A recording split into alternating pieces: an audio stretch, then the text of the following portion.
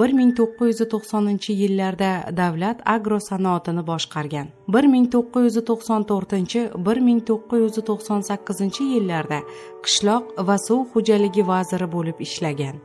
2000-2004-yillarda esa O'zbekiston prezidentining qishloq xo'jaligi masalalari bo'yicha davlat maslahatchisi lavozimlarida faoliyat yuritgan Ismoil Jo'rabekov O'zbekiston va Afg'onistonni bog'lab turuvchi ko'prik haqidagi o'z xotiralari bilan o'rtoqlashdi.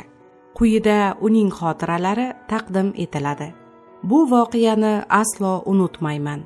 Chunki men uchun eng dahshatli va ayni paytda eng quvonchli xotiraga aylangan.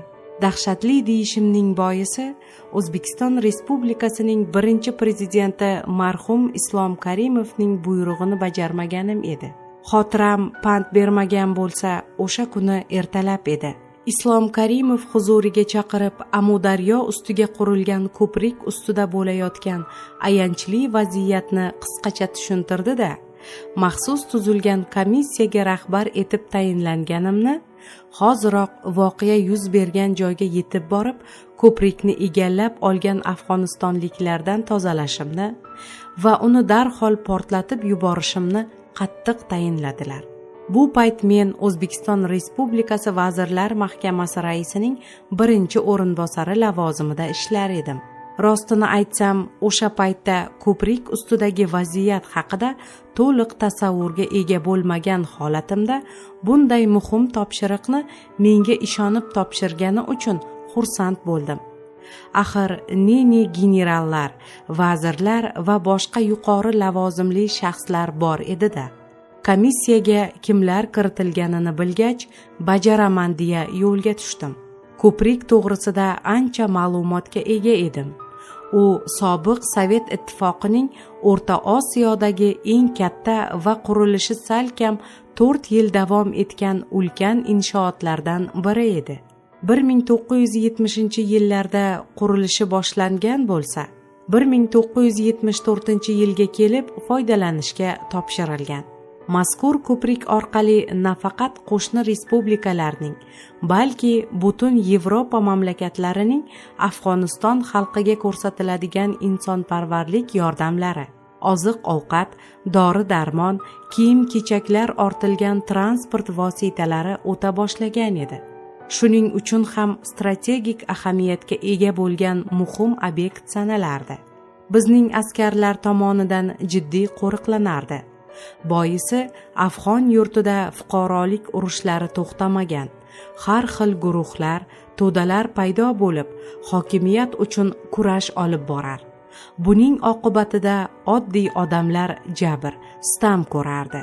Xalqning tinchini buzgan, uy-joyini, mol-mulkini xonavayron qilgan, hatto tinch aholining o'limiga sabab bo'lgan jangarilarning ayovsiz xatti-harakatidan Afg'on xalqi bezib qolgan.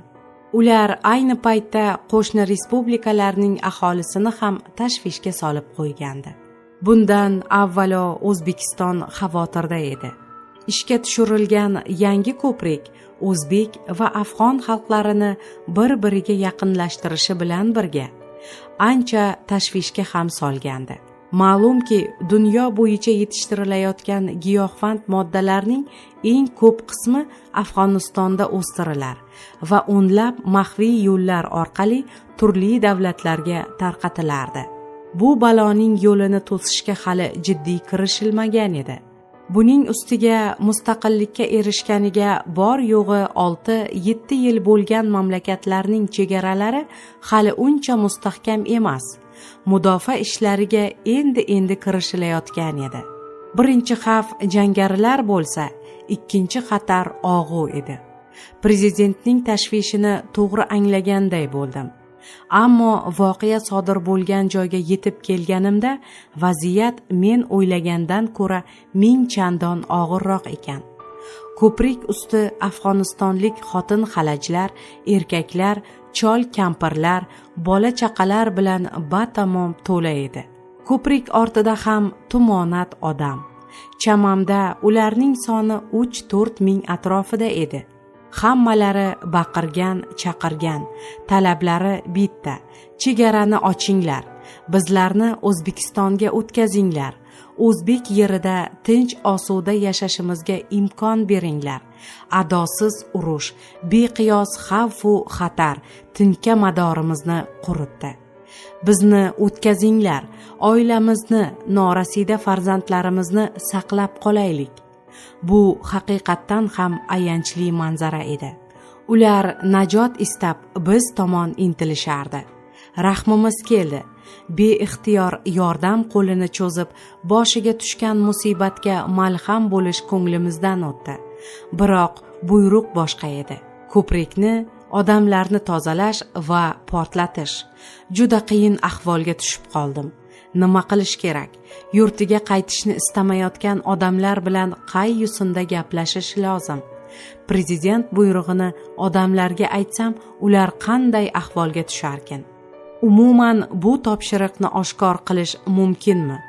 Ammo vaziyatni yumshatish, tobora junbushga kelayotgan xaloyiqni tinchlantirish kerak edi. Oqsoqollarning gapidan bildimki, ko'prik ortida boshqa kuchlar turibdi. Ular odamlarni ta'qib qilib, shu yergacha ham yetib kelishgan. Jangarilarning qo'lida jon taslim qilguncha, tinch va osuda o'zbek yerida kapa tutib, bir burda non yeb, bir xo'plam suv ichib hayot kechirishga rozi. Bu paytga kelib oradan bir soatcha vaqt o'tgan edi. Nogoh prezidentning qo'ng'irog'i xayolimni bo'ldi. Ko'prik odamlardan xoli bo'ldimi? Portlatdingmi? Qattiq qayg'uga botgan rahbarning so'zlari o'ylarimni butunlay alg'ov-dalg'ov qilib yubordi. Muzokara olib boryapmiz, ammo odamlar, hech narsani eshitishni istamayman. Portlatasan, tamom vassalom. Go'shakni taraqlab qo'yilgani yuragimni larzaga soldi. Komissiya a'zolariga yuzlandim. Ba'zilar buyruqni bajarish kerakligini aytishdi. Buning oqibati yomonlik bilan tugashi mumkinligini qayta-qayta ta'kidlaganlar ham bo'ldi. Ayrimlar ko'prikni saqlab qolish haqidagi taklifimni qo'llab-quvvatlashdi. Butun mas'uliyat mening zimmamda edi. Yana bir ozdan keyin prezident qo'ng'iroq qilishi aniq. Agar tayinli javob qilmasam, komissiya raisligidan chetlatishi, topshiriqni esa ko'prikni portlatish tarafdori bo'lgan generallardan biriga yuklatishi mumkin. Tezroq bir qarorga kelishim kerak. Bu yerda esa xaloyiq jazavaga tusha boshlagan edi. Ular axir bizlar qochoqlarmiz, o'z yurtidan jabr ko'rgan oddiy odamlarmiz. Butun dunyoda qochoqlarni qabul qilishadi-ku. Nega yon qo'shnimiz bo'lgan O'zbekiston bizga to'sqinlik qiladi deb g'alayon ko'tarishardi. Yupun kiyingan, och nahor odamlarning holatiga qarashga arang kuch topaman o'zimda. Aslida ular haq edi. Yordam bermasak, bizlarni nadomat qilishlari aniq. Biroq hozirgina prezident ta'kidlaganday, odamlar orasida jangarilar yashirinib olgan bo'lishi ehtimoli ham yo'q emas. Agarda shunday bo'lsa, bosqinchilar o'zbek xalqining ham tinchini buzishi mumkin. Unda xoin sifatida qamalishim tayin. Shunda xayolimga ularning kattasi bilan gaplashish kerak degan fikr keldi. Qayerdan jasorat paydo bo'ldi bilmadim, ammo tavakkal qildim. Bu harakatimdan qaytarganlar ham bo'ldi, lekin maqsadimdan qaytmadim. Harbiy bo'lmasam-da, o'zimni komandirlarcha tutishga harakat qildim. Yarim soat ichida ko'prikdan 7 kilometr nari ketishmasa, Xandakdagi to'p va minomyotlarda o'qqa tutib, qirib tashlashimizni aytdim. Shunday vakolatga ega ekanligimni tushuntirdim. Kimdir mening jussamga qarab tirjayib qo'ydi. Kimdir Napoleonga o'xshatib jiddiy tortdi. Negaki gaplarim keskin, qarashlarim jiddiy edi. Javob qilishlarini kutmay ortga qaytdim. Men bilan borgan soqchilar o'zimni munosib tutganimni aytishdi. Darhaqiqat jangarilarning tund qiyofasidan fikrlarini o'qish qiyin bo'lsa-da, meni diqqat bilan tinglashgan va bir-birlariga qarab qo'yishgan edi. Bu esa ularning sarosimaga tushib qolganliklaridan dalolat edi. Ko'prikdan o'tishim bilan yana qo'ng'iroq bo'ldi. Nima qilding? Portlatdingmi, yo'qmi? Muzokaramiz. Men seni muzokara olib borishga emas, yurtimizga bo'ladigan xavfni bartaraf qilishga yubordim. O'rtoq prezident, gapimni bo'lma. Agar yarim soatdan keyin ko'prik portlamasa, bilib qo'y, qamalasan. Vaziyatni yumshataman. Mamlakat taqdiri uchun men javobgarman. Bir to'da odamlarni deb butun xalqimning hayotini tahlikaga qo'ya olmayman. Sen buni tushunasanmi o'zi? Nima deyishimni bilmay qoldim. Ammo bu paytda jangarilar asta ortiga chekina boshlagan edi. Komissiya a'zolaridan ayrimlari buni vaqtinchalik taktika. Mabodo odamlarni o'tkaza boshlasak yoki ularni ortiga qaytarsak, bir zumda yetib kelishadi-da, bizga hujum qilib ko'prikni egallab olishadi, deb vahima qilishdi. Ikki o't orasida qolgandim. Prezident bilan hazillashib bo'lmasligini yaxshi tushunardim. Islom Karimov gapini ikki qilganlarni kechirmas edi. Buyruqni bajarmasam, qamalishim aniq yoki o'zi ta'kidlaganday xoin sifatida otib tashlashi mumkin. Mamlakat rahbarida shunday huquq bor deb bilardim. Biroq ko'prikni saqlab qolish fikri hayotimga xavf solishi mumkin bo'lgan qo'rqinchdan ustun kela boshladi. Axir bu ulkan inshootning qurilishiga respublikamizning chakana mablag'i sarflanganmi? Bir necha yillar davomida bitkazilganicha. Eng muhimi esa bu ko'prikdan piyodalar, mashinalar, poyezdlar o'tadi. Shunday muhim obyektning kulini ko'kka sovurish kechirilmas xato bo'lmaydimi? Jangarilar aytilgan masofaga chekingach, qochoqlarning xavotiri ancha pasaydi. Yana tushuntirishga to'g'ri keldi. Biz joy berishga tayyorligimizni, oziq-ovqat bilan ta'minlashimiz mumkinligini, ammo o'z yurtlaringda qolish eng yaxshi qaror ekanligini qayta-qayta ta'kidladik. Shundan so'nggina afg'onlar noiloj ortlariga qaytdilar. Biz darhol ko'prikning 3 ta joyida, narigi boshiga, o'rtasiga va o'zimiz tomonga qush ham uchib o'tolmaydigan to'siq o'rnatdik. Vaziyatni kimdir prezidentga yetkazdi shekilli, yana malomatga qoldim. Vaziyat yumshaganini, afg'onlar o'z vataniga qaytganlarini eshitishni ham istamadi. Darhol huzuriga yetib borishimni talab qildi. Ko'prikni saqlab qolgan bo'lsam-da, ichimga g'ulg'ula tushdi. Tamom, deb o'ylab, ming bir xayolda poytaxtga qaytar ekanman.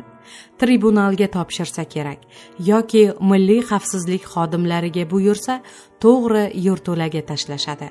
Harbiy samolyotda qanday qilib Toshkentga yetib kelganimni bilmay ham qoldim. Vaqt juda tez o'tib ketganga o'xshardi. Aeroportda 4 ta qora Volgani ko'rib, o'ylarim to'g'ri ekanligiga, qamoqqa olib ketishlariga amin bo'ldim. Oila a'zolarim bilan xayrlashish nasib etmadi. Mashinadagilar indamas, meni jimgina kuzatib borishardi. Borgan sari yuragim battar siqilib, qamoqqa degan fikr tobora oydinlashgandek edi.